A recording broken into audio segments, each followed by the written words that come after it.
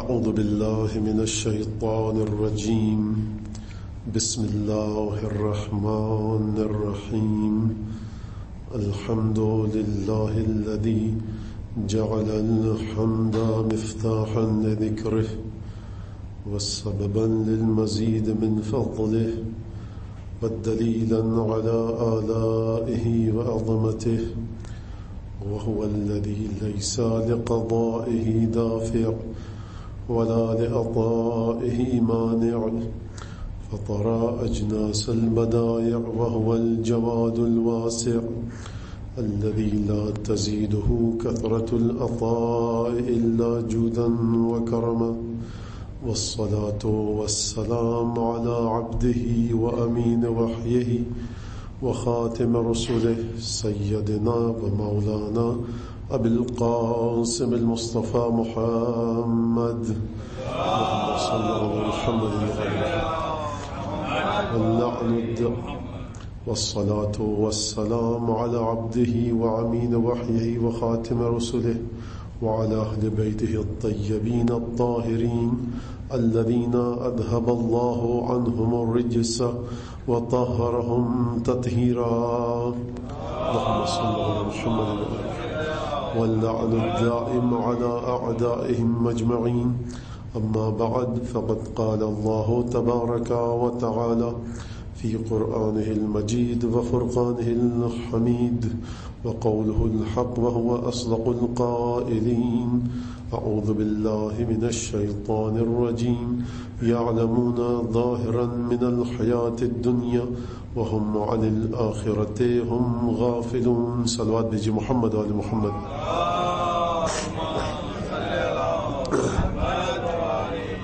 عزیزان گرامی، سورہ روم کی آیہ مبارکہ ہے کہ جس میں پروردگار یہ اعلان فرما رہا ہے کہ دنیا والوں کی سمجھ میں، دنیا والوں کے ذہن میں اور ان کی عقل میں دنیاوی زندگی کا ایک ذرا سا تھوڑا سا علم آیا ہے، ایک ہلکا سا ایک علم ہے، نہایت کمزور سا ایک علم ہے. حتیٰ دنیا میں موجود جو چیزیں ہیں ان تمام چیزوں کا بھی انہیں پوری طرح سے علم نہیں، اور آخرت کیونکہ ان کی پہنچ سے بہت دور ہے، ان کی عقل سے بہت دور ہے، اس لیے آخرت سے یہ لوگ بالکل غافل ہیں. سمجھ میں وہ چیز آتی ہے انسان کے کہ جس چیز سے انسان کا ذہن کانٹیکٹ میں آ جائے، رابطے میں آ جائے، تعلق میں آ جائے. جب آخرت ایسے قوانین کا مجموعہ ہے کہ جو وہاں گیا وہ لوٹ کر نہ آیا، اور جو وہاں گیا اور لوٹ کر آیا اس کی بات سمجھنے کے لیے کوئی تیار نہیں، کہ جو ہستیاں اس دنیا سے تعلق رکھتی ہیں وہ ہستیاں کہ جن کا علم اس دنیا پر بھی محیط ہے اور اس دنیا پر بھی، ان کی بات سمجھنے کے لیے دنیا والے تیار نہ ہوئے، طرح طرح کے ان پر ظلم و ستم کیے، اور خود جا کر دیکھ نہ پائے کہ وہاں ہو کیا رہا ہے، تو اب گمراہ تو ہونا ہی ہے. گمراہی ان کا مقدر ٹھہری. تو دیکھیے پروردگار عالم کے لطف اور کرم کا تقاضا یہ تھا، اس کی شان خداوندی کا تقاضا یہ ہے، اس کی رحمت اور رحمانیت اور رحیمیت اس بات کا تقاضا کرتی ہے کہ انسانوں کو جب پروردگار کا علم یہ کہہ رہا ہے، جب پروردگار یہ جانتا ہے کہ موت آئے گی، مرنے کے بعد قیامت آئے گی، اپنی قبر میں یہ انسان جائیں گے، ایسی دنیا میں جائیں گے کہ جس چیز کے بارے میں انہیں پتہ نہیں، تو یہ اس کی رحمت کا تقاضا تھا کہ وہ کچھ ایسے انسانوں کو خلق کرے کہ وہ جب گفتگو کرے تو اس دنیا کے بارے میں اس انداز سے گفتگو کریں کہ گویا اپنی آنکھوں سے دیکھ رہے ہوں. اور جب وہ اپنی آنکھوں سے گویا کہ دیکھ کر گفتگو کر رہے ہوں تو کیونکہ بات جتنی خطرناک ہوتی جائے، بات جتنی عجیب و غریب ہوتی جائے، بات جتنی اہم ہوتی جائے، شخصیت بھی اتنی ہی مضبوط ہونی چاہیے. تو جب پروردگار عالم ایسی ہستیوں کو بھیجے گا کہ جو اس دنیا کے عجیب و غریب قوانین بتلائیں گے، تو یہ پروردگار ان کی شخصیت کو بھی اتنا مضبوط کر کے بھیجے گا کہ اگر علم پر گفتگو کریں گے تو یہی شخصیتیں آپ کو سید و سردار علم کا نظر آئیں گی. شجاعت پر گفتگو ہوگی تو یہی شخصیتیں سب سے آگے ہوں گی. علم، تقوی، زہد اور عبادت پر گفتگو ہوگی تو یہی شخصیات سب سے آگے ہوں گی. کیوں یہ شخصیات سب سے آگے ہوں گی؟ ہر اچھی صفت پروردگار نے ان میں کیوں رکھی؟ اس لیے رکھی کہ کل جب یہ گفتگو کرے تو مجمع میں کھڑا ہو کر کوئی شخص یہ نہ کہے تمہارے پاس علم، تقوی، زہد، سخاوت تو ہے، شجاعت میرے پاس ہے. اگر یہ شجاعت پر گفتگو کریں تو مجمع میں کھڑا ہو کے کوئی یہ نہ کہے کہ شجاعت تمہارے پاس ضرور ہے لیکن علم و تقوی میرے پاس ہے. نہیں، انسان میں جتنی بھی اچھی خصوصیات ہیں، انسان میں جتنی بھی اچھی صفات ہیں، پروردگار نے وہ ان شخصیات کو دی. کیوں دی؟ کیونکہ بات ان سے ایسی کروانی تھی کہ جس کے لیے شخصیت کا مضبوط ہونا بہت ضروری تھا. اور اسی خصوصیت کو کہتے ہیں عصمت، کہ کسی مرحلے پر بھی شخصیت نہ ڈگمگائے. یعنی زہد و تقوی اور شجاعت انہی ہستیوں میں نظر آتی ہے. اب دیکھیے، آپ کسی میں زہد ہو سکتا ہے، شجاعت نہیں ہوگی. شجاعت ہوگی، زہد نہیں ہوگا. زہد اور شجاعت ہوگی، عبادت سے محبت نہیں ہوگی. عبادت سے محبت ہوگی لیکن توکل نہیں ہوگا. اگر کسی مقام پر توکل الہی بھی نظر آئے، کسی مقام پر زہد اور تقوی بھی نظر آئے، کسی مقام پر شجاعت بھی نظر آئے، اور کسی مقام پر سوائے خدا کے کسی اور ذات کی جانب توجہ ہی نظر نہ آئے، تو مجھے بتلائیے کہ اگر ایسے شخص کو میں کہیں دیکھوں تو کیوں اس کے چوکھٹ پہ سر نہ جھکاؤں؟ میدان صفین. اب مثال، اللہم صلی علی محمد وعلی محمد. دیکھیے، کبھی کبھی ائمہ معجزہ دکھلاتے ہیں. اشارہ کیا، زمین میں سے سونا نکل آیا. اشارہ کیا، مردہ زندہ ہو گیا. اور کبھی کبھی معجزہ در معجزہ ہوتا ہے. توجہ فرمائیے گا اس لفظ سے، معجزہ در معجزہ. یعنی ائمہ وہی کام کرتے ہیں جو سب کر رہے ہوتے ہیں، لیکن اس انداز سے کرتے ہیں کہ کوئی بھی ویسا کام نہیں کر سکتا. وہی کام جو سب کر رہے ہیں، امام وہی کام کر رہے ہیں، لیکن اس انداز سے کہ کوئی اس طرح سے کام نہ کر سکے. واقعہ آپ کے سامنے، اشارہ کر کے آگے بڑھ جاؤں گا. جنگ صفین ہے. جنگ صفین وہ جنگ ہے کہ اب صفین پہ مسئلہ چلا جائے گا، چھوڑ دیجیے. عجیب و غریب جنگ ہے.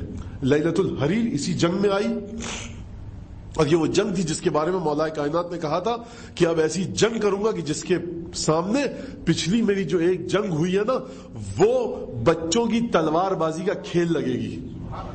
جس کے بارے میں اشجع کائنات، اشجع عالم یہ کہے، کائنات کا شجاع ترین شخص یہ کہے کہ اب ایسی جنگ کر کے دکھاؤں گا کہ جس کے سامنے پچھلی جنگ میری بچوں کی تلوار بازی کا کھیل لگے.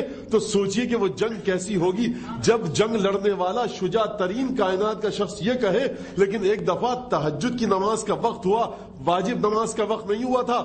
دونوں لشکروں کے درمیان تابڑ توڑ تیر آ رہے ہیں. مسلح بچھایا، تہجد کی نماز ادا کی.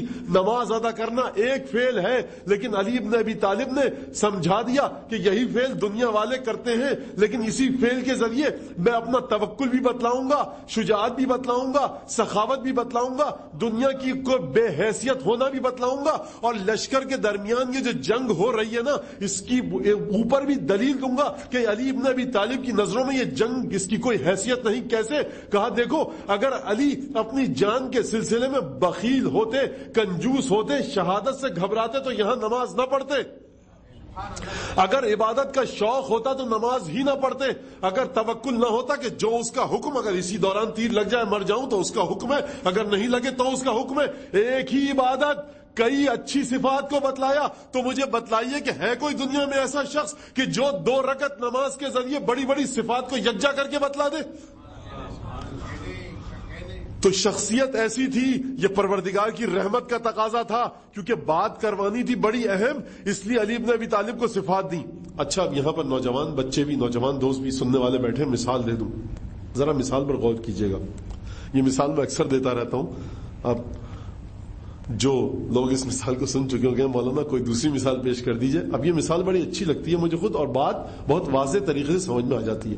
آپ گئے، طبیعت خراب ہوئی آپ کی، کسی ڈاکٹر کے پاس گئے، آپ نے تختی پڑھی، کہا صاحب MBBS فلاں فلاں فلاں فلاں، بر صغیر یونیورسٹی، انگلستان، یورپ کی جتنی، امریکہ، کینیڈا، ہر جگہ امریکہ کے بیمہ ہاسپٹلز میں تجربہ ہے، کینیڈا، یورپ، بر صغیر کے ہسپتالوں میں کام کرنے کا تجربہ ہے, کوئی 20-25 سال کا تجربہ ہے, اور دنیا کی بڑی بڑی یونیورسٹیز میں پڑھایا ہے اور بڑا زبردست ڈاکٹر ہے. اب آپ نے تختی پڑھی, آپ نے نہیں, یہ تو تختی لکھی ہوئی ہے تو جھوٹ تھوڑی لکھا ہوگا. آپ چلے گئے, ڈاکٹر نے آپ کو دوائیں دی, بہرحال آپ خوش ہو کر اطمینان سے دوائیں دے کر آ گئے کہ اچھے ڈاکٹر کو دکھایا ہے میں نے. بات واضح ہے نا, وہ کوئی مشکل مثال نہیں, بہت آسان مثال. اچھا, اب ایک اور پیرائے میں بات کروں. اب اگر کوئی جائے اور تختی اکھاڑ لے, اوکے مولانا یہاں ایک ڈاکٹر بیٹھتے ہیں, بڑے زبردست ڈاکٹر ہیں, میں کہوں گا اچھا جتنا مجھے آپ پر اعتماد ہوگا اتنا مجھے آپ کی بات پر اعتماد ہوگا. تختی تو نہیں لگی ہوئی, یونیورسٹیز کے نام بھی نہیں ہے, میں چلا جاؤں گا آپ کی بات پہ اعتماد کر کے. اب ایک دفعہ میں ڈھونڈتا ڈھانڈتا آ رہا ہوں, نہ تختی لگی ہے نہ کچھ لگا ہے. دیکھا ایک جگہ ایک کمرے میں ایک صاحب بیٹھے ہیں, اسٹیتھوسکوپ لٹکا ہوا ہے, تھرمامیٹر رکھا ہوا ہے, بلڈ پریشر کا جو آپریٹر ہے وہ رکھا ہوا ہے. میں سمجھوں میں ڈاکٹر ہیں. حضور السلام علیکم, ڈاکٹر صاحب میں طبیعت خراب تھی, کہا اندر تشریف لے آئیے.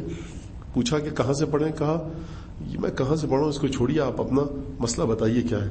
تو میں ان کو اپنا مسئلہ بتاؤں گا, وہ دوا دے دیں گے. اچھا اب سوال آپ کے سامنے, دیکھیے ایک وہ شخص ہے تختی دیکھ کر علم کا اندازہ کرتا ہے, اور ایک وہ شخص ہے کہ جس کو ڈاکٹر کا علم جانچنے کے لیے تختی کی ضرورت نہیں.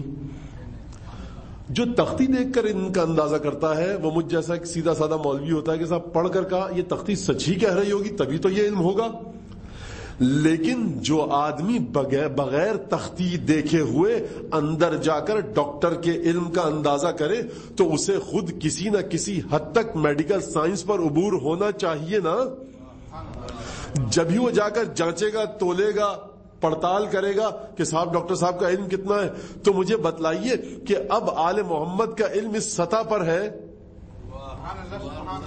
کہ کس میں جرت ہے کہ کہیں ہم بھی کہیں نہ کہیں کسی سطح پر ہیں آل محمد کے علم کی, ذرا گفتگو کیجئے تاکہ علم کو جانچیں.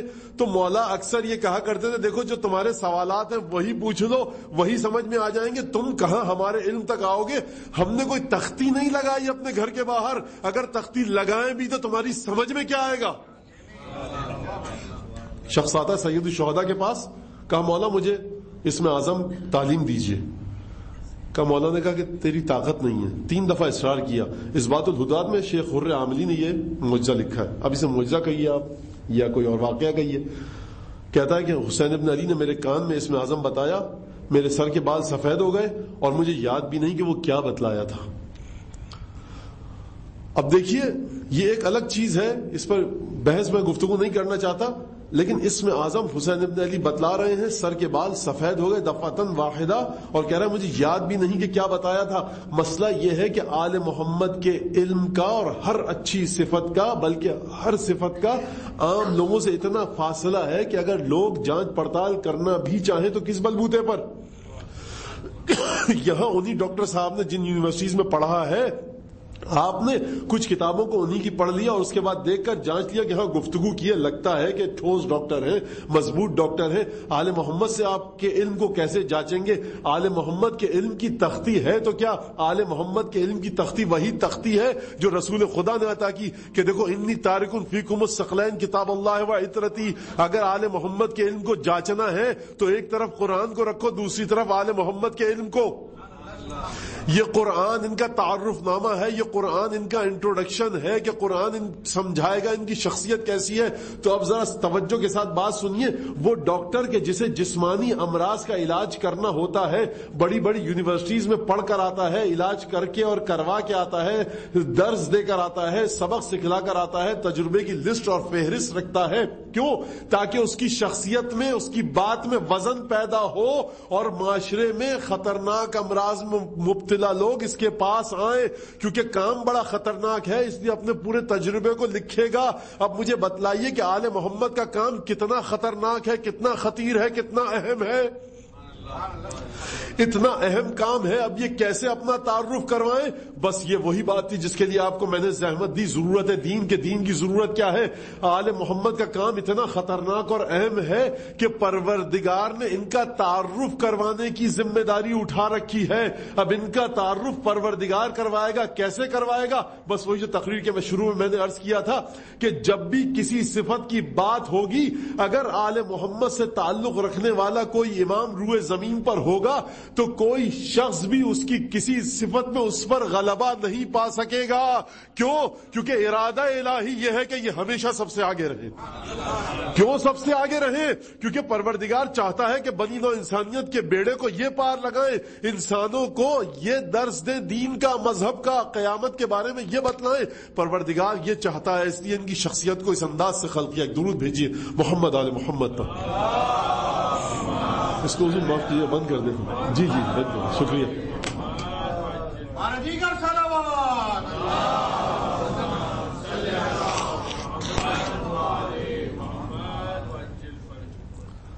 تو یہ آل محمد کی شخصیت کو اس انداز سے پروردگار نے خلق کیا, اس انداز سے یہ علم انہیں دیا.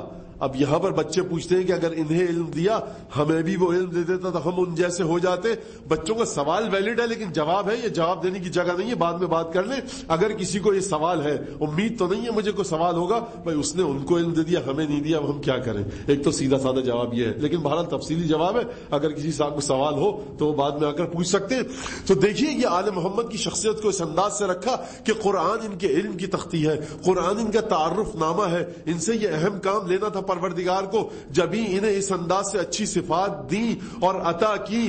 اب مسئلہ یہ ہے کہ ضرورت دین کے حوالے سے, ضرورت دین کے عنوان کے تحت گفتگو کرتے ہوئے پہلا سوال یہ سامنے آتا ہے کہ آخر دین کی ضرورت کیوں ہے. تو دین کی ضرورت اس لیے ہے کہ جو کل میں نے مثال پیش کی تھی کہ بچہ بطن مادر میں جب ہوتا ہے اور اس سے یہ کہا جائے کہ تمہیں یہ دوائیں کھانی ہیں, ماں کو یہ دوائیں کھانی ہیں, بچہ اگر اسے زبان دے دی جائے اور بچہ یہ پوچھے کہ مجھے کیوں یہ دوائیں کھانی ہیں, تو کہا جائے گا تم ایک سسٹم کے تحت پیدا ہوگے, اس دنیا میں جاؤ گے کہ جہاں طرح طرح کے امراض ہیں, تمہیں اسکول جانا ہوگا, نوکری کرنی ہوگی, اپنے پیروں پر چلنا ہوگا, آنکھوں سے دیکھنا ہوگا, کانوں سے سننا ہوگا. اگر یہ تمام چیزیں نہ کی جائیں, یہ ویکسینیشن نہ ہو, یہ ٹیکے نہ لگائے جائیں, دوائیں یہ نہ دی جائیں, تو اگلی زندگی میں تمہیں مشکلات پیش آئیں گی. سسٹم یہ ہے, خلق اس طرح سے کیا گیا کہ تمہیں اس کے بعد ایک اور دنیا ملے گی, وہاں جاؤ گے. تو سسٹم پروردگار نے اس انداز سے خلق کیا ہے, ہمیں اس انداز سے پیدا کیا ہے کہ اس دنیا کے بعد ایک اور دنیا ہے. جو کام یہاں انجام دیں گے اس کا نتیجہ اور خود انہی کاموں کو وہاں دیکھیں گے.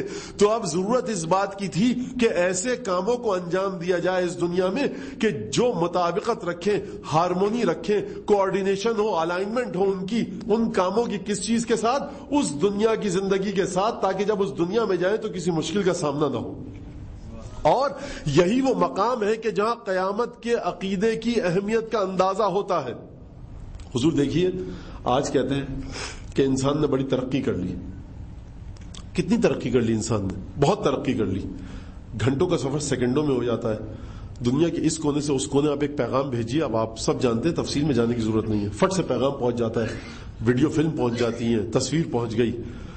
کہتے ہیں کہ ابراہیم لنگن کو جب اس دنیا سے وہ رخصت ہوئے تھے قاتلانہ حملے کے بعد, تو 6 مہینے میں خبر ہندوستان پہنچی تھی. اور بقول کسی کا اب واقعہ ہوتا نہیں کہ خبر وہاں پہنچ جاتی ہے. واقعہ رونما ہونے سے پہلے ہی لوگ کہہ دیتے ہیں کہ یہ واقعہ ہو گیا. تو بہت دنیا تیز ہو گئی ہے, ترقی کر لی ہے انسان نے. ہزاروں میل کا سفر چند گھنٹوں میں ہو جاتا ہے. تو اب اگر کوئی یہ کہے کہ انسان نے ترقی نہیں کی ہے بلکہ تنزل کیا ہے, تو آپ میری عقل پر ہنسیں گے, مولانا کیا بات کہہ رہے ہیں.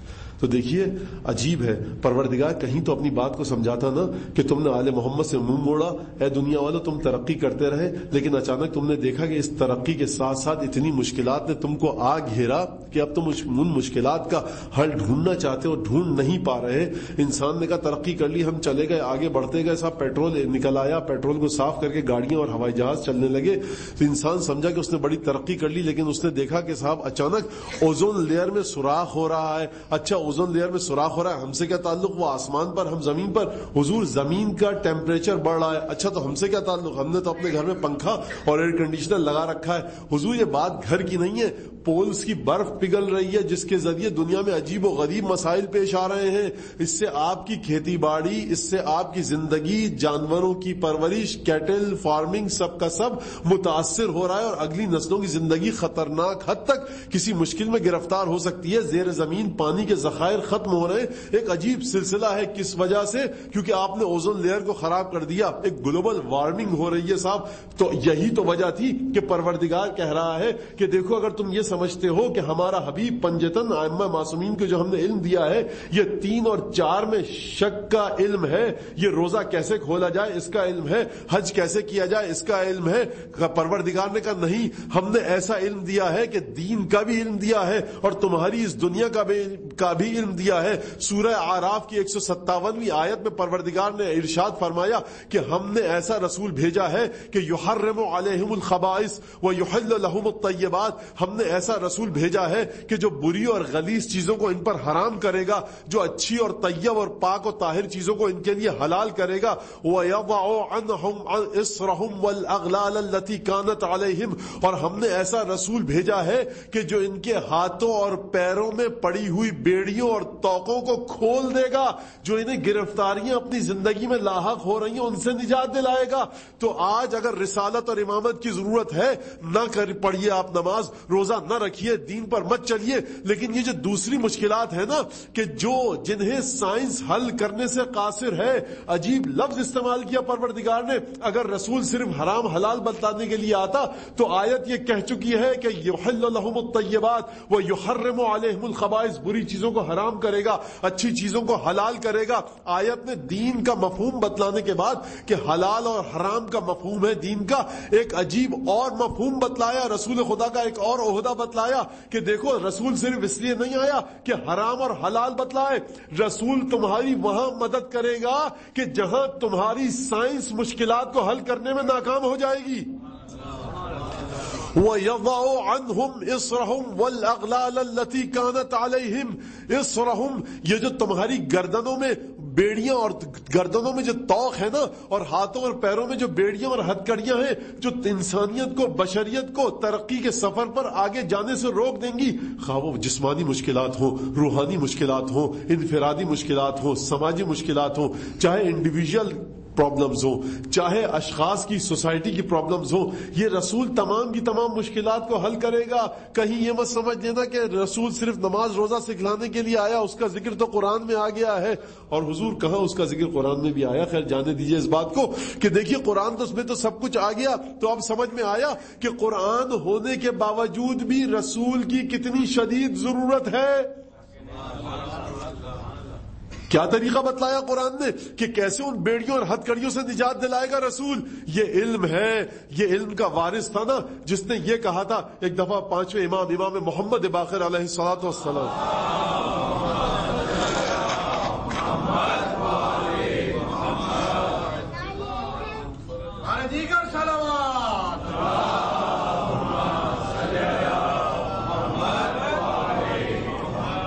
اموی بادشاہ کو مشکل مسئلہ ایک درپیش آتا ہے کہ سکے صاحب عیسائی بادشاہ سکے اپنے مہر لگا کر ان پر داخل کر دیتا ہے اس کو اسلامی بازار میں، اسلامی معاشی اور اقتصادی نظام میں۔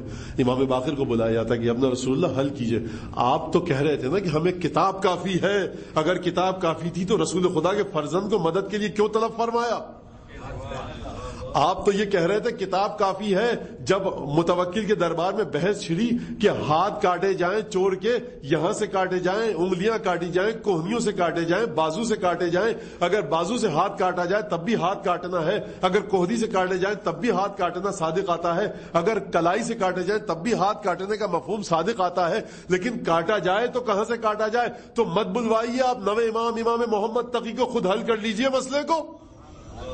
اختلاف بتلا رہا ہے امت کا کہ قرآن امت کی سمجھ میں نہیں آ رہا۔ جہاں قرآن موجود ہے، قرآن اپنی پوری آب و تاب اور اہمیت کے ساتھ موجود ہے، وہاں ہمیشہ کوئی نہ کوئی ایسی ہستی ہونی چاہیے کہ جو قرآن کی تفسیر اور تبیین اور توضیح پیش کرے، ورنہ قرآن کچھ الفاظ کا مجموعہ ہے، کو بیان کرنے والا تو ہو۔ نہ بلوائیے آپ امام محمد تقی علیہ السلام کو، نہ بلوائیے آپ معصوم کو، مت مدد دیجئے پھر آپ اگر قرآن کافی ہے۔ نہیں، یہ واقعات اس بات کا ثبوت ہے، گواہی ہے کہ رسول خدا کی حدیث کو سچا ثابت ہونا ہے۔ پتھر پر لکھی ہوئی لکیر مٹ سکتی ہے، رسول کا کلام غلط ثابت نہیں ہو سکتا۔ کل تم نے رسول کے کلام کو غلط ثابت کرنا چاہا تھا نا، رسول کہہ کے گئے تارکن فیکم الثقلین کتاب اللہ و عترتی، ایک کتاب خدا چھوڑ کے جا رہا ہوں، دوسرے میری کتاب، میری اہل بیت، میرے گھر والے۔ تو امت کو جب بھی مشکلات کا سامنا کرنا پڑا، قرآن کے ساتھ ساتھ اہل بیت کی جانب دست سوال دراز کیا. یہ اہل بیت، ان کا علم، یہ مرتبہ، یہ علم پوری آب و تاب کے ساتھ سامنے آ رہا ہے. اور یہ تو علم زمینی علم ہے کہ جو لوگوں کی سمجھ میں آ گیا. بعض علم ایسے ہیں، اب یہ معجزہ، یہ واقعہ مجھے 2-3 دفعہ یاد آ چکا ہے اس تقریر کے دوران، اور میں نہیں پڑھنا چاہ رہا تھا، لیکن ایک سلوات بھیجیے میں ذرا پڑھ دوں معجزہ بھی. محمد صلی اللہ علیہ وسلم. دیکھیں یہاں تک کی گفتگو کیا ہوئی کہ دین کی ضرورت ہے، اور دین لینا بھی اہل بیت سے ہے. کیوں لینا ہے؟ کیونکہ جو اہل بیت نے جس انداز سے اپنے علم کا اظہار کیا، امت ناکام رہی. امت ہمیشہ اہل بیت کے علم کے مقابلے میں امت کا مقام ادنا رہا، نچلا رہا، گھٹیا رہا. اعلیٰ و عرفہ مقام اہل بیت کا رہا. کس علم کی بات کر رہا ہوں؟ وہ علم کے جو دنیاوی علم تھا، جو ظاہری علم تھا. یہ قرآن میں لکھا ہوا ہے. جب فرزند رسول نے بتلایا سب کی سمجھ میں آ گیا. عجیب کیا کہا یا ابنا رسول اللہ. اس آیت کو تو گویا ہم آج پہلی مرتبہ دیکھ رہے ہیں.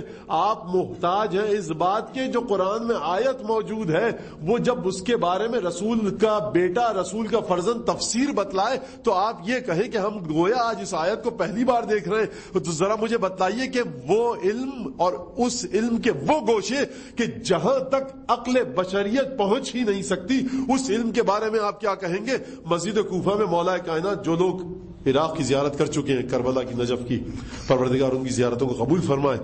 اور جو نہیں گئے، پروردگار جلد از جلد انہیں زیارت کی توفیق نصیب فرمائے. ایک درود بھیجیے ذرا محمد آل محمد.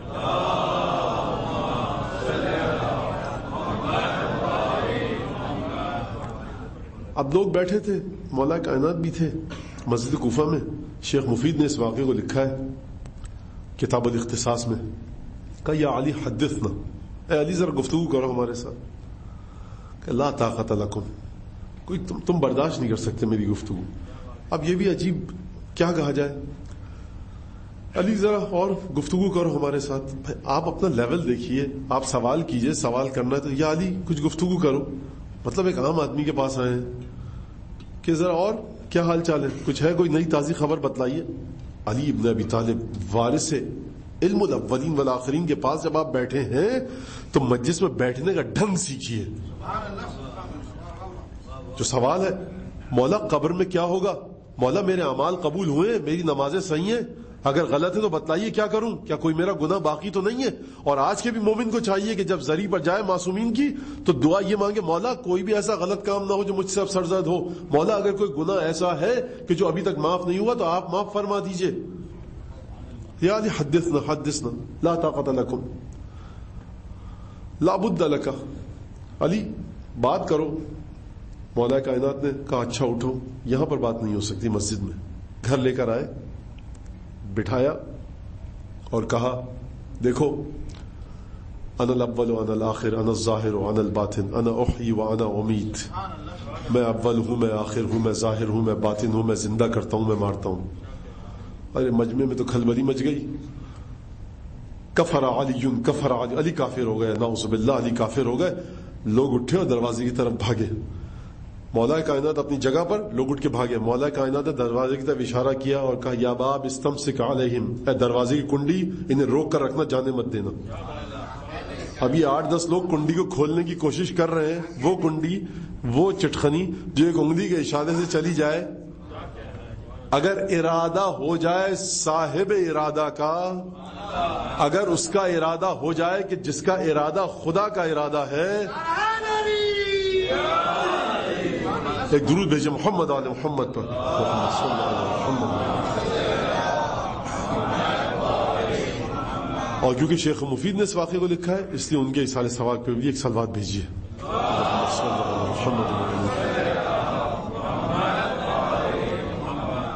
تو ساری چیزیں خدا کے ارادے کے تحت ہیں. علی بن ابی طالب نے کہہ دیا یعنی خدا نے کہا، علی نے ارادہ کیا یعنی خدا نے ارادہ کیا. یا باب استمسک علیہم، اے دروازے انہیں روک کے رکھنا، جانے مت دینا. ابھی 8-10-15 لوگ مل کر دروازہ کھولنے کی کوشش کریں، دروازہ نہیں کھل رہا. کہا کہ مولا یہ کیا ادھر سے بات ایسی, کام ایسا کریں تو کیا کریں؟ اب آؤ بیٹھو تمہیں سمجھاتا ہوں. کہا میں نے پہلا جملہ کیا کہا تھا؟ انا الاول وانا الاخر, پہلا میں ہوں آخری میں تھا. کہا انا اول من آمن برسول اللہ وآخر من شایعہ, میں سب سے پہلا وہ شخص تھا جس نے رسول کی تصدیق کی اور آخری شخص تھا جس نے رسول کو قبر میں اتارا. انا احیی و انا امید, میں زندہ کرتا ہوں اور مارتا ہوں. انا احیی السنہ و امیت البدعہ, میں رسول کے کردار کو زندہ کرتا ہوں اور رسول کے کردار کے سامنے جو چیز آتی ہے اس کو مار دیتا ہوں. انا الظاہر و انا الباطن, اس کا مطلب یہ ظاہر بھی میں باطن بھی میں. انا عندي علم الظاہر و انا عندي علم الباطن, میرے پاس ظاہر کا علم بھی ہے, میرے پاس باطن کا علم بھی ہے. جب مولا کائنات نے گفتگو کی تو لوگوں نے کہا فرج اللہ عنک فرجت عنا, علی اللہ تمہاری مشکلات کو دور کرے, تم نے ہماری بڑی مشکل کو دور کر دیا. اور پھر دروازہ کھلا, اشارہ کیا اور چلے گئے.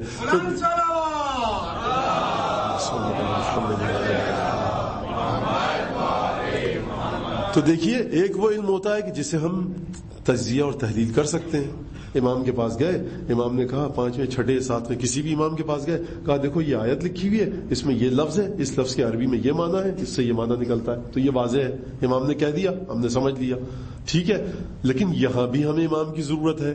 اگر امام نہ سمجھائے وہی سیدھی سی بات تو سمجھ میں نہیں آتی. تو وہ بات سوچئے, وہ علم اب بیٹھ کر تحلیل کیجئے, عقل سوچے کہ یہ اس انگلی میں کتنی طاقت تھی کہ اشارہ کیا دروازے کی طرف, خود 10 فٹ دور بیٹھے, 10 12 15 گز دور بیٹھے. عقل میں سمجھ میں نہیں آ رہا کہ جو شخص دور بیٹھا ہے اس کا ارادہ کیسے کارگر ہو گیا چٹخنی کے اوپر, اور جو لوگ 15 20 مردوں کی طاقت ہے وہ کنڈی کو کھول نہیں پا رہی. اس کا مطلب یہ ہے کہ ان کی طاقت یہ انسانی طاقت ہے, اور یہ شخص جو دور بیٹھا ہے اس کی طاقت کہیں اور سے چل رہی ہے. تو یہ جو میں نے عرض کیا تھا کل کہ دیکھیے خدا کا تصور واضح کرنا پڑے گا, توحید کو واضح کرنا پڑے گا. یہ توحید سمجھ میں نہیں آئے گی. توحید, امامت اور رسالت ایک ہی چیز کے 3 مختلف پہلو ہیں. جو توحید کو سمجھے گا امامت سے جدا کر کے وہ مشرک, جو امامت کو توحید سے جدا کر کے سمجھے گا وہ مشرک, جو توحید اور امامت کو اور ولایت کو ساتھ ساتھ رکھ کے سمجھے گا وہ ہے موحد. چھٹے امام سے پوچھا گیا مولا مت توحید, توحید کیا ہے؟ امام نے کہا توحید یہ ہے کہ اپنے زمانے کے امام کی معرفت حاصل کرو. مولا یہ آپ سے پوچھ رہا ہے کہ توحید کیا ہے, آپ کہہ رہے ہیں اپنے امام زمانہ کی معرفت حاصل کرو. اس میں فرق کیا ہے, سلسلہ کیا ہے, سمجھ میں نہیں آ رہا. وہ آپ سے توحید کی بات پوچھ رہا ہے, آپ امام کو توحید کے ساتھ شریک کر کے بتلا رہے ہیں کہ اپنے امام زمانہ کی معرفت حاصل کرو. تو دیکھیے ہمیں سکھلایا کیا گیا ہے, ہمیں بتلایا کیا گیا ہے. اللہم عرفنی نفسک فإنک ان لم تعرفنی نفسک لم اعرف رسولک. اللہم عرفنی رسولک فإنک ان لم تعرفنی رسولک لم اعرف حجتک. اللہم عرفنی حجتک فإنک ان لم تعرفنی حجتک ضللت عن دینی. پروردگار مجھے اپنی ذات کی پہچان کروا, کیونکہ تو نے اگر اپنی ذات کی پہچان مجھے نہ کروائی میں تیرے رسول کو نہ پہچان پاؤں گا. پروردگار اپنے رسول کی پہچان مجھے کروا, کیونکہ اگر تو نے اپنے رسول کی پہچان مجھے نہ کروائی تو میں اپنے امام زمانہ کو پہچان نہ پاؤں گا. پروردگار میرے امام زمانہ کی شناخت اور پہچان مجھے کروا, کیونکہ اگر میں اپنے امام کو نہ پہچان پایا. توجہ فرمائیے گا, بات ہوئی خدا کی ذات سے شروع کہ پروردگار مجھے اپنی ذات کی شناخت کروا.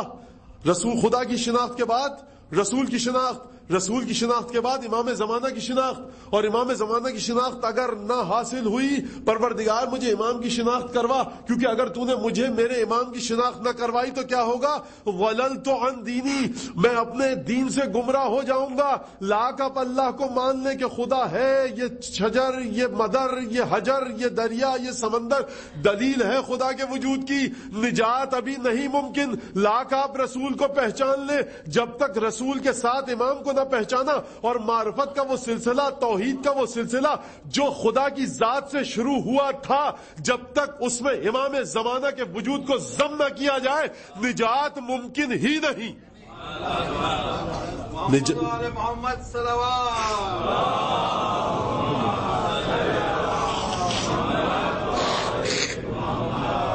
کیوں ممکن نہیں؟ کیوں ممکن نہیں؟ وجہ کیا ہے؟ اب وجہ مجھے جوش ملی آبادی کا ایک بند یاد آ رہا ہے, مجھے سنانے دیجئے. اگرچہ بڑا اس پہ اعتراض ہوتا ہے اور میں پوری طرح سے واقف ہوں, یہاں کی بات نہیں کر رہا, جہاں جہاں جاتا ہے یہ مسئلہ تو کافی اعتراض ہوتا ہے, لیکن بہرحال مجھے یہ بند سنانے دیجئے کہ کس وجہ سے امام کے بغیر عقیدہ نامکمل ہے. قرآن کے الفاظ تو بے جان الفاظ ہیں, اس چیز کو ذہن میں رکھیے گا. قرآن کے الفاظ ایسے ہیں کہ مولا کائنات نے جب مناظرے کے لیے اور مباحثے کے لیے عبداللہ ابن عباس کو بھیجا, کہا دیکھو یاد رکھنا قرآن سے گفتگو مت کرنا. فَإِنَّ لِلْقُرْآنِ وُجُوهٌ یا إِنَّ الْقُرْآنَ ذُو وُجُوهٍ, قرآن کی ہر آیت کی کئی تفسیر, کئی ترجمے ہو سکتے ہیں. تم ایک تفسیر کے ذریعے بات کرو گے, وہ دوسری تفسیر اور تعویل کے ذریعے جواب دے دیں گے. حدیث کے ذریعے بات کرنا. مولا کائنات سمجھ چکے ہیں نا. فرمایا قصر تجلیات ہے ویراں تیرے بغیر, قصر تجلیات ہے ویراں تیرے بغیر. یعنی مولا کائنات اور حسین ابن علی کی ذات ایسی ہے کہ پروردگار آدم کی وہ تجلیاں, فلما تجلی ربہ للجبل جعلہ دکا وخر موسیٰ صعقا, جب کوہ طور پر پروردگار کی تجلی آئی تو کوہ طور ریزہ ریزہ چکنا چور ہو گیا اور موسیٰ غش کھا کر گر پڑے. یہ اس تجلی کی بات ہو رہی ہے کہ پروردگار نے جہاں اپنے وجود کی جلوہ گری دکھلائی, جہاں اپنے وجود کی پروردگار نے رعنائی دکھلائی, جہاں پروردگار نے اپنے وجود کی کرشمہ سازی دکھلائی, جہاں پروردگار نے اپنے وجود کا اظہار کیا, وہاں نور ولایت تھا. در حقیقت یہ نور ولایت ہی ہے کہ جس کے ذریعے پروردگار اپنے وجود کی تجلی دکھلا رہا ہے. اور جوش یہاں پر فرما رہے ہیں کہ قصر تجلیات ہے ویراں تیرے بغیر, ظلمت کی ایک کرن ہے رگے جاں تیرے بغیر, نامعتبر ہے عظمت انسان تیرے بغیر, اور گونگے کا ایک خواب ہے قرآن تیرے بغیر. گونگے کا خواب کیا ہوتا ہے؟ گونگا جب خواب دیکھتا ہے رات کو کسے بتلائے؟ گونگے کا ایک خواب ہے قرآن تیرے بغیر. اور عجیب مرحلہ, لبہائے مہر بستائے حق کی زبان ہے تو. خدا کے ہونٹ کس نے دیکھے؟ خدا کی زبان کس نے دیکھی؟ خدا کیسے گفتگو کرے؟ یا حسین کے ذریعے یا علی کے ذریعے. لبہائے مہر بستائے حق کی زبان ہے تو, مصحف ہے ایک مینارہ جامد اذاں ہے تو. اگر نہ ہو حسین ابن علی, اگر نہ ہو ذات علی مرتضی, تو یہ تجلیات کہاں سے آئیں گی, یہ رعنائیاں کہاں سے آئیں گی؟ علی ابن ابی طالب خدا کا وہ نام ہے. فرمایا حدیث میں کہ علی ابن ابی طالب کے ذریعے خدا نے ہر نبی کی مدد کی چھپا کر میری مدد کی ظاہر کر کے. تو امام کا تصور جب تک نہ آئے گا نجات ممکن نہیں. کیوں نجات ممکن نہیں؟ کیونکہ وجود امام ضمانت ہے اس بات کی کہ دین میں کوئی بشری اور انسانی عقل اپنی مرضی نہیں ٹھوس سکتی. اگر آپ نے وجود امام کو ہٹا لیا, اگر وجود معصوم کو ہٹا لیا اور مجھ آپ جیسے انسان اس دین کے حاکم بن گئے, تو ہماری اور آپ کی عقلیں اپنی شہوتوں اور نفسانی خواہشات کی گرویدہ ہیں. جب اپنی خواہشات اور نفسانیت کی بات آ گئی تو مجھے بتائیے کہ خدا کا حکم خالصاً کیسے ہم تک پہنچے گا؟ تو ایسی عقل کی ضرورت ہے, ایسے نفس کی ضرورت ہے, ایسی ذات کی ضرورت ہے. وہ ذات اس مقام پر ہو, وہ ذات اتنی بلندی پر ہو, وہ ذات اس مقام پر ہو کہ فرشتے میدان کربلا میں جب آ کر کہیں کہ اے حسین ابن علی, خدا نے ہمیں آپ کی مدد کے لیے بھیجا ہے اور خدا نے حکم دیا ہے کہ خود حسین سے جا کر اجازت لو, آپ پروردگار سے ملاقات کرنا چاہتے ہیں شہادت کے بعد یا کامیابی چاہتے ہیں؟ اگر حکم دیں ابھی لشکر کو تہس نہس کر کے رکھ دیں. کہا کہ نہیں, بل اللقاء, مجھے خدا کی ملاقات چاہیے. فرشتے آئے ہیں مدد کرنے کے لیے. تو یہ ولایت وہ مرتبہ ہے. امام زمانہ کا وجود حضرت حجت ابن الحسن صلوات اللہ وسلامہ علیہ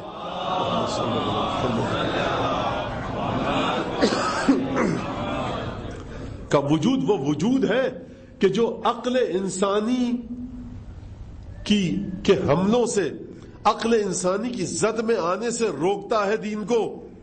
دین پروردگار کے علم کی تجلی ہے. دین وہ روشنی ہے, وہ کرن ہے جو علم الہی کی جانب سے آئی ہے, جس میں علم الہی کی تصویر ہے. اب اس تصویر کو اسی طرح سے باقی رہنا ہے. کیونکہ باقی رہنا ہے, اس میں کسی انسانی ذہن کی, کسی انسانی سوچ کی, کسی انسانی ہاتھ کی دخالت نہیں ہونی چاہیے. اس لیے امام کو رکھا گیا کہ جیسا حکم آیا ویسا ہی حکم آئے گا. اور یہاں سے وہ علماء اصول اور علماء فقہ, وہ جو ایک عجیب و غریب قسم کی بحث ہے وہ یہاں سے چھیڑتے ہیں جس کے یہاں پر جگہ نہیں ہے یقیناً, کہ ولایت کرتی کیا ہے. اب آپ سن لیجئے, ایک جملہ کہہ کر بس مصائب کی طرف آؤں گا. مولانا امام نے تو شاید کہا ہو کہ جمعے کی نماز واجب ہے, کسی کا فتویٰ واجب کا ہے، کسی کا فتویٰ واجب تخیری کا ہے، کوئی مستحب کہتا ہے، کوئی فلاں فتویٰ دیتا ہے، ایک نماز، اتنے سارے مسئلے. تو دیکھیے یہی وجود ولایت ہے. اگر ولایت کی بنیاد پر کوئی بات کی جائے اور حقیقتاً غلط ہو تو یہاں پر وجود ولایت بالکل پروردگار عالم کے ناموں کی طرح ہے کہ اگر تم غلط کام بھی کر رہے ہو، غلط طریقہ تم تک پہنچ گیا لیکن حجت موجود ہے، دلیل موجود ہے. تو یہاں ولایت علوی ہے، یہاں ولایت امام زمانہ ہے جو کمپنسیٹ کرتی ہے تمہارے غلط اعمال کو، البتہ ان غلط اعمالوں کو کہ جن پر تمہارے پاس غلط دلیل پہنچ گئی. یہ ولایت کا معنی یہ ہے کہ جہاں پر علماء اصول نے اپنی کتابوں میں لکھا ہے. مجھے نہیں پتا کس حد تک بات واضح ہوئی، لیکن بالکل آخری لمحات چل رہے ہیں اور اس پر زیادہ گفتگو بھی نہیں کی جا سکتی. اور توحید اور ولایت اور پھر دین کی ضرورت کہ دین کیوں ضروری ہے. دین صرف آخرت کے لیے ضروری نہیں ہے، اس دنیا کے لیے بھی ضروری ہے.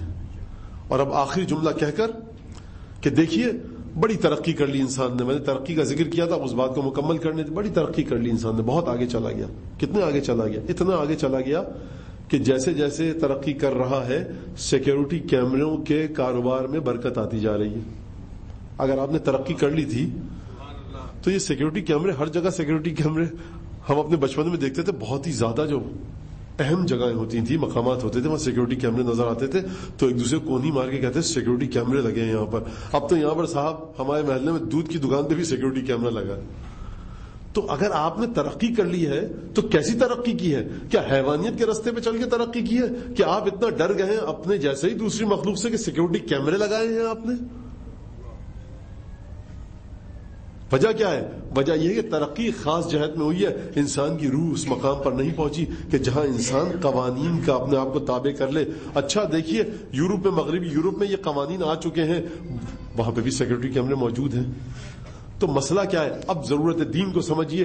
یہ صرف اور صرف اسلام ہے جو اس انداز سے ہر انسان کو، ہر مسلمان کو، پنجتن کے ہر ماننے والے کو اس کی اس انداز سے تربیت کرتا ہے. یہ فرش اعضا، یہ نام ہے حسین ابن علی، یہ حسین ابن علی کی زیارت، یہ امیر المومنین کی زیارت، یہ رمضان کے اعمال، یہ رجب کے اعمال، یہ ولایت، یہ نبوت، یہ پنجتن کا ذکر، یہ چہاردہ معصومین کا ذکر، یہ انسان کی اس انداز سے تربیت کرتا ہے. بلکہ ایک اور چیز کا اضافہ کر دوں کہ حسین کی یاد میں نکلے ہوئے 2 آنسو، لٹرلی باقاعدہ باضابطہ طور پہ کہہ رہا ہوں، 2 آنسو اگر نکل آئیں کسی گناہگار کی آنکھ سے اور اس کا دل حسین کی یاد میں تڑپ رہا ہو تو پھر ذرا اسے پیشکش کر کے دیکھیے اس گناہ کی کہ جسے وہ گناہ کرنے کی عادت ہوتی ہو. کوئی شخص اگر ہو تاش کھیلتا ہے، اب تاش کھیلنا حرام ہے، وہ نکلے باہر اور رو کے نکلا ہو، ابھی آنکھوں سے آنسو پہنچ رہا ہو اور آپ اس سے کہیے مجلس ختم کر لی، ذرا تاش کھیلنے چلیے، وہ کہے گا کیا بات کہہ رہے ہو، حال دیکھ لو کہاں سے نکلا ہوں. اس کا مطلب یہ ہے کہ جہاں پر دنیا کے تمام قانون نافذ کرنے والے ادارے ناکام ہیں وہاں پر حسین کی یاد میں نکلے ہوئے 2 آنسو کہیں آگے ہیں. تو سوچئے کہ وہ حسین کے جس کی یاد میں نکلے ہوئے 2 آنسو اتنے طاقتور ہیں کہ انسان کے اخلاق کو اپنی گرفت میں لے لے. تو ذرا سوچئے کہ جب اس حسین کے بیٹے کی حکومت ہوگی تو انسان کہاں ترقی کرے گا. 2 آنسو حسین کی یاد میں نکلے ہوئے. اور ہر شخص اپنا امتحان خود کر سکتا ہے. ہر شخص، ہم میں سے ہر شخص گناہگار ہے. معصوم صرف 14 تھے، یا کچھ ہستیاں اور بھی معصوم ہیں جیسے حضرت عباس، حضرت علی اکبر، جناب زینب، جناب معصومہ، جناب حکیمہ خاتون اور یہ ائمہ کی جو والدہ تھیں. یہ سب عصمت کے مرحلے پر ہے، لیکن یہ ایک عصمت دوسری ہے، 14 معصومین کی عصمت دوسری ہے. میں نے اشارہ کر دیا کہ ذہنوں میں یہ بات رہے. تو دین یہ کہتا ہے کہ دیکھو جہاں پر دنیا کے تمام ترقی یافتہ ممالک ناکام ہو جاتے ہیں، وہ ممالک کے جہاں پر کرپشن 0 ہے، کرائم ریٹ تقریباً 0 ہے، وہاں پر بھی سیکیورٹی کیمرے لگتے ہیں. لیکن یاد رکھو اگر یہ نہج البلاغہ پڑھنے والا شخص علی مرتضیٰ کا چاہنے والا اگر علی مرتضیٰ سے مدد مانگے تو کلمات قصار میں نہج البلاغہ کے یہ جملہ درخشندگی کے ساتھ چمک رہا ہے، اتقوا معاصی اللہ فی الخلوات فإن الشاہدہ هو الحاکم. علی ابن ابی طالب کا یہ جملہ سیناگوگ پر لکھا جائے, مندر پر لکھا جائے, گردوارے پر لکھا جائے, مسجد پر لکھا جائے, امام باڑے پر لکھا جائے, ہر ملک کی پارلیمنٹ ہاؤس کے اوپر لکھا جائے, ہر ملک کی ہائی کورٹ سپریم کورٹ پر لکھا جائے, ہر ملک کے ایئرپورٹ اسٹیشن پر لکھا جائے, اس قابل ہے. یعنی علی ابن ابی طالب کی کوئی کیا مثال لائے گا؟ علی کے ایک جملے کی مثال کوئی نہیں لا سکتا. علی ابن ابی طالب اپنی ولایت کی ہمہ گیری, گستردگی اور ایکسپینشن کا ثبوت ایک جملے کے ذریعے دے رہے ہیں کہ دیکھو میرا ایک جملہ اس قابل ہے کہ بغیر کسی مذہب اور فرقے کی قید کے اسے ہر جگہ پھیلایا جا سکتا ہے کہ اللہ کا گناہ کرنے سے بچو, اللہ کی معصیت سے بچو تنہائی میں, کیونکہ جو دیکھ رہا ہے وہ کل فیصلہ کرے گا. وہ جو خدا دیکھ رہا ہے نا تنہائی میں, تمہیں ڈرو اس کی معصیت کرنے سے, کیونکہ جو دیکھ رہا ہے تم سمجھ رہے ہو کوئی سیکورٹی کیمرہ نہیں, تم سمجھ رہے ہو یہاں گیٹ کیپر نہیں, تم سمجھ رہے ہو یہاں پر ٹیچر موجود نہیں ہے, یہاں پر والدین موجود نہیں ہے, پیرنٹل لاک کھول دیا. لیکن علی ابن ابی طالب کے اس نسخے کا کیا کرے کوئی کہ کوئی توڑ ہی نہیں اس نسخے کا کہ دیکھو اتقوا معاصی اللہ فی الخلوات, تنہائی میں گناہ کرنے سے بچو. یہ علی ابن ابی طالب کا جملہ وہاں آتا ہے جہاں دنیا کے سارے سیکورٹی سسٹم فیل ہو جاتے ہیں. اب کیا کوئی جواب لائے گا علی ابن ابی طالب کی شخصیت کا؟ علی ابن ابی طالب جس زلجنا پر سوار ہو, اس زلجنا کے سموں کے نیچے جو مٹی ہے اس کے برابر کوئی نہیں ہو سکتا. علی ابن ابی طالب کے علم کی کوئی کیا مثال لائے گا؟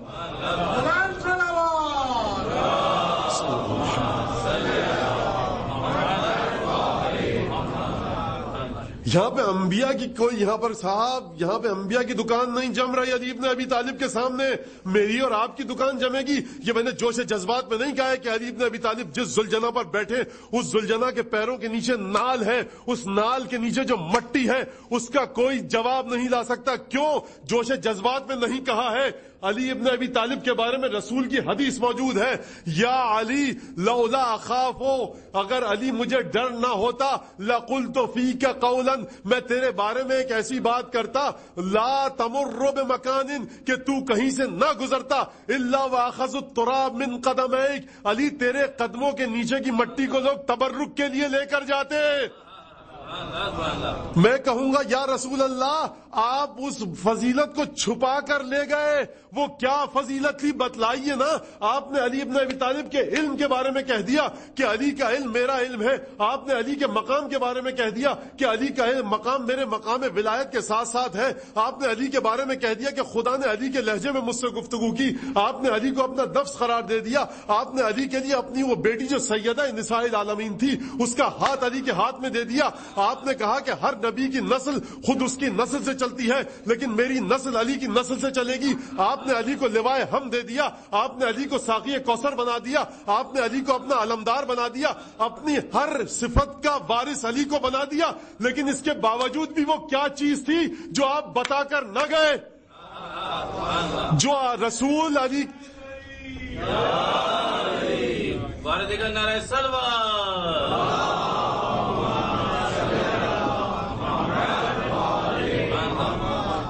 جو باتیں رسول خدا نے مولا کائنات کے بارے میں بتلا دی ہیں, توجہ فرمائیے گا, جو باتیں رسول خدا نے مولا کائنات کے بارے میں بتلا دی ہیں, کوئی ان باتوں کے کروڑویں حصے کا جواب نہیں لا سکتا. تو ذرا سوچئے کہ وہ جو نہ بتا کر گئے کیا حقیقت تھی جو رسول اپنے ساتھ لے کر چلے گئے.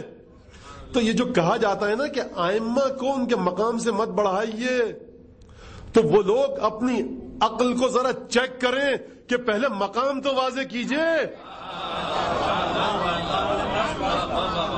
جب رسول یہ فرما رہے ہیں کہ لا تمر بملائن, تو کسی انسانوں کے گروہ کے پاس سے نہ گزرتا مگر کہ علی ابن ابی طالب تیرے قدموں کی مٹی اٹھاتے. علی چاہے گھوڑے پر بیٹھ کر گزرے چاہے پیادہ گزرے, علی کے قدموں کی مٹی تبرک کے لیے لے کر جاتے.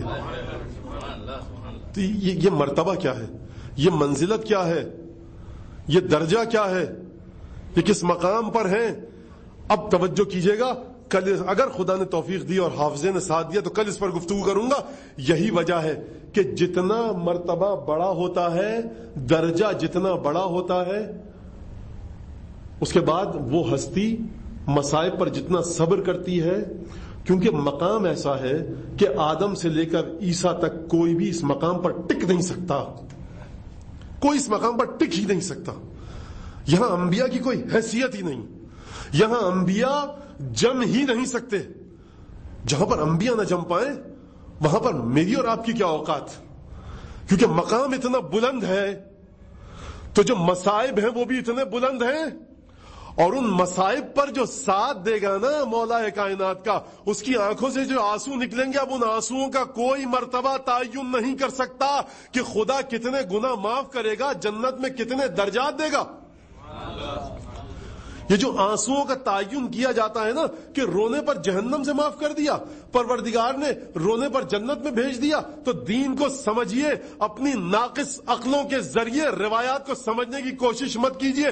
1 2 3 نہیں، سینکڑوں روایات ہیں جو اس بات پر دلالت کرتی ہیں کہ حسین ابن ابی طالب کے غم میں رونا.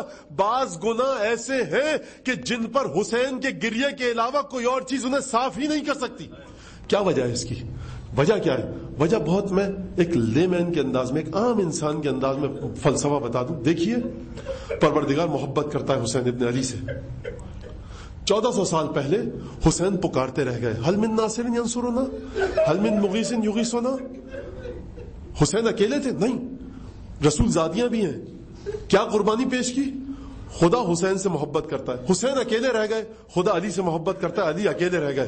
آج ہے نا آپ لوگ کہ جو اس 1400 سال پہلے کے واقعے کی یاد میں اپنے آپ کو پیٹے ڈالتے ہیں، مارے ڈالتے ہیں، غم مناتے ہیں، آنسو بہاتے ہیں، تو مجھے بتلائیے کہ خدا آپ سے محبت کیوں نہیں کرے گا؟ اذا اراد اللہ بعبد خیرا جعل فی قلبہ حب الحسین. اللہ جس بندے سے محبت چاہتا ہے نا کرنا، اور بھلائی چاہتا ہے، اس کے دل میں حسین کی محبت ڈال دیتا ہے. تو بس عزیزوں، یہ حسین کی محبت ہے. اور حسین ابن علی تو دور کی بات ہے، وہ ایک عجیب مرتبہ امام معصوم ہے. میں کہوں گا کہ اب سمجھ میں آتا ہے، تاریخ کا مطالعہ کیجئے کہ کسی بزرگ نے جب امام زمانہ کو اپنے خواب میں دیکھا یا بیداری میں، مجھے نہیں پتا، لیکن واقعہ میں نے دیکھا اور سنا کہ اس نے کہا کہ مولا کیا کریں؟ کہا کہ دیکھو، میری پھوپھی زینب کے لیے بھی گریا کیا کرو. کیوں گریا کیا کرو؟ اب یہ میرے لفظ ہیں، یہ مولا کے لفظ نہیں ہے. کہا میں یہ کہوں گا کہ دیکھیے، حسین کا امتحان عباس کی شہادت حسین کا امتحان تھی، قاسم کا لاشا اٹھا کر لائے حسین کا امتحان تھا، علی اکبر کی لاش اٹھا کر لائے حسین کا امتحان تھا. یہ سب کے سب امتحان حسین نے دیے، لیکن اکیلے نہ تھے، بہن بھی ساتھ تھی. لیکن اللہ اکبر، رسول زادی فاطمہ کی بیٹی علی مرتضیٰ کی لاڈلی نے وہ امتحان دیے کہ اب حسین نہ ساتھ تھا، نہ عباس ساتھ تھے، نہ علی اکبر ساتھ تھے. علی کی بیٹی نے یہ سارے امتحان اکیلے اور تنہا انداز میں انجام دیے.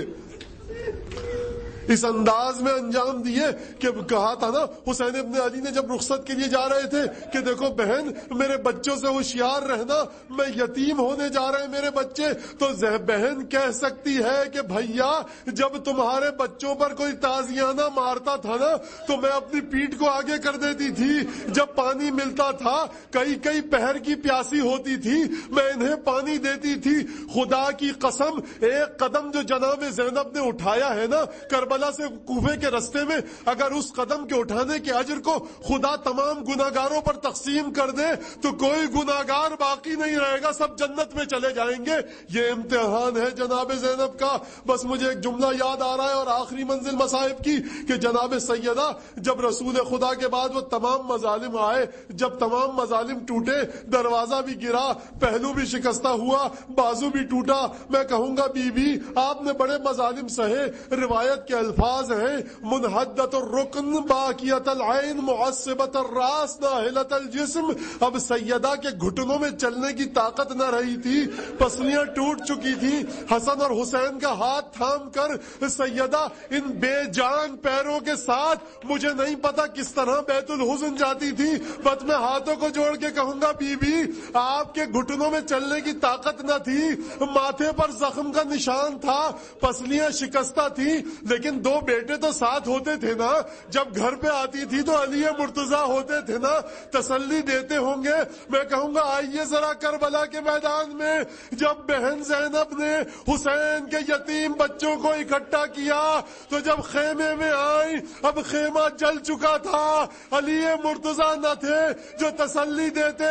ایک بھائی حسن تھا, ایک بھائی حسین تھا, ایک کا سرنوں کے نیزہ پر تھا, ایک بقی میں محو آرام تھا. اب زینب تھی اور ظالموں کے تازیانے تھے, اب زینب تھی اور بچوں کے کانوں سے چھنے ہوئے گوشوارے تھے. الا لعنت اللہ علی القوم الظالمین وسيعلم الذين ظلموا أي منقلب ينقلب. پالنے والے تجھے قسم دیتے ہیں جناب زینب کی مظلومیت کی, جناب سیدہ کی, جناب سید شہداء کی مظلومیت کی, جو یہاں مومنین مومنات موجود ہیں اور دنیا میں جہاں جہاں بھی مومنین مومنات ہیں. پروردگار ان کی جان مال عزت آبرو کی حفاظت فرما. پروردگار اگر یہاں کوئی مومن مومنہ یا دنیا میں کہیں بھی کوئی مومن مومنہ تنگ دست ہے, نادار ہے, قرض دار ہے, بے اولاد ہے, پریشان حال ہے, بے روزگار ہے, پروردگار ان کی مشکلات کو دور فرما. پروردگار اس عزاداری کو ہم سب سے جنہوں نے بھی اس عزاداری میں جس طرح سے بھی حصہ لیا, اس فرش اعضا کو بچھلانے میں جتنی بھی زحمت جس نے کی ہے, پروردگار بہترین اجر سے عنایت فرما. اور اس اجر کو قیامت میں پولیس صراط پر نام اعمال دیتے وقت, کفن دیتے وقت, ہمیں قبر کی پہلی رات جب ہماری آنکھ بند ہو رہی ہو, جب غسل میت دیا جا رہا ہو, پروردگار اس ذکر کو ذخیرہ فرما. پروردگار دنیاوی مشکلات سے نجات دلا. پروردگار قیامت تک کے لیے ہماری نسلوں میں 4 معصومین کے ماننے والوں کو پیدا کرتے رہی ہو. پروردگار تجھے قسم دیتے ہیں ابو الفضل عباس کی, جناب زینب کی مظلومیت کی, کہ ہمارے امام زمانہ کے قلب مقدس سے ہر غم و اندوہ, حزن اور ملال کو دور فرما. پروردگار تجھے قسم دیتے ہیں جناب سیدہ کی مظلومیت کی, امیر المومنین کی مظلومیت کی, کہ ہمارے امام زمانہ کے دل کو ہر قسم کی خوشی, شادمانی, شادکامی, خوشحالی, کامرانی سے مالا مال فرما. پروردگار ہمیں اس قابل بنا کہ ہمارا امام ہمارے لیے دعا کر سکے. پروردگار ہمیں امام کے انصار عوام میں شامل ہونے کی توفیق عطا فرما اور ہمارے امام کے ظہور میں تعجیل فرما. وعجل اللہم فی فرج مولانا صاحب العصر والزمان. درود بھیجی محمد.